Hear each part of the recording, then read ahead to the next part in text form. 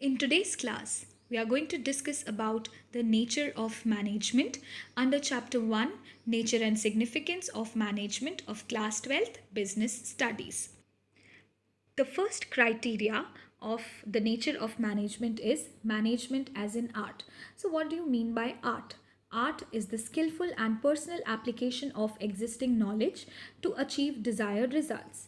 It can be acquired through study, observation, and experiences. So, as an art, how can we classify management? So, as an art, management is the existence of theoretical knowledge. It states that management is purely based on theoretical application of knowledge. It is not based on any imaginary figures and facts, and experts in the respective areas have derived certain basic principles which are applicable to particular form of art. So it states that the management principles are based on theoretical knowledge, experiences and knowledge, not based on factual figures or any imaginary figures.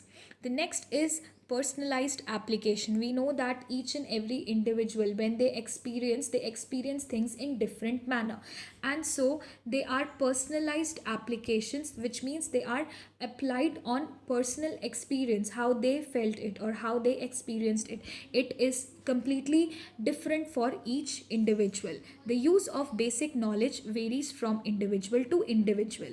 Therefore, art is very personalized concept, which means individual how they have experienced it, they will share their experiences through the form they know. The third is based on practice and creativity. So you know that it is simply not based on past figures or past experiences. They are based on regular practices as well as creativity. All art is practical. Art involves the creative practical use of existing theoretical knowledge. So as I explained to you earlier, as an art you can say that management is based on practice, not only on prior or past experiences, and is also based on creativity, which means that you need to be innovative. If you talk about art, it's always about innovations and coming out with new things. So when you discuss management as an art, it states that it has to be completely creative as well as innovative. The next category is management as a science.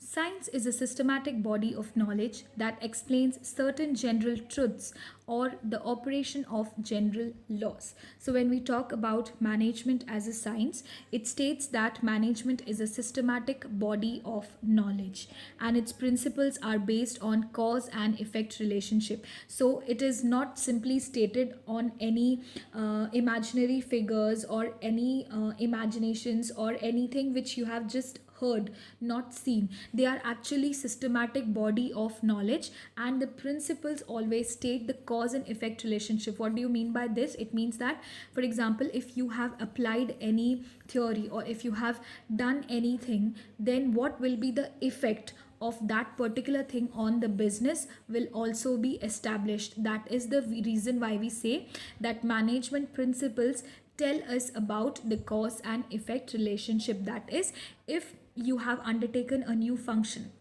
in your organization, what will be the effect of that function in your management? These can be clearly stated by the systematic knowledge of the management.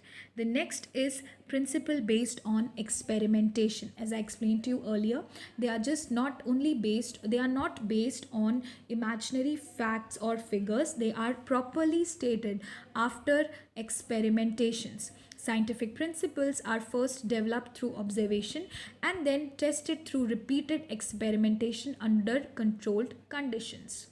The third is universal validity. No matter whether your organization is in India or if it is a MNC or if it is somewhere abroad, no matter of that, if you are having certain principles of management, they will be having universal applicability and it will be equally applied all throughout the world. And that is the reason scientific principles have universal validity and application. The way they are applied will change according to the culture and the working condition of the country, but then management principles are certain that they have to be applied by all the organizations, no matter whether they are domestic or international. So this was management as science. The third category is management as a profession.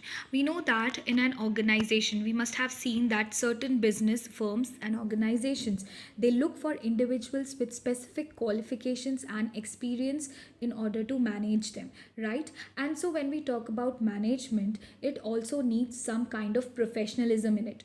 All the people do not have the capacity to ensure that management is working smoothly and efficiently. And so management can be categorized as a profession also, because it also needs some kind of professionalism, technicality, and special skills in order to have a good and proper management.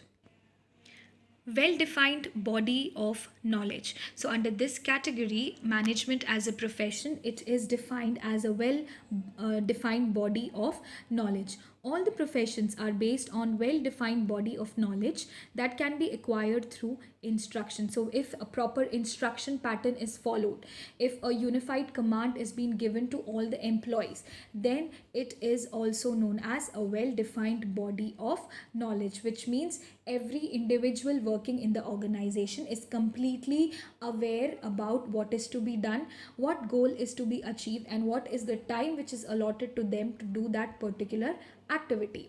Then comes restricted entry. We know that the entry to a profession is restricted through an examination or through acquiring an educational degree. Like for example, if you want to become a lawyer, you need to first clear the CLAT exam. Or if you need to become a doctor, then there is an entrance exam called NEET. Only then you will be able to apply for that profession. So that way the entry towards each profession is restricted through rigid examinations, or you need to have a proper educational degree with you in order to enter into that particular profession.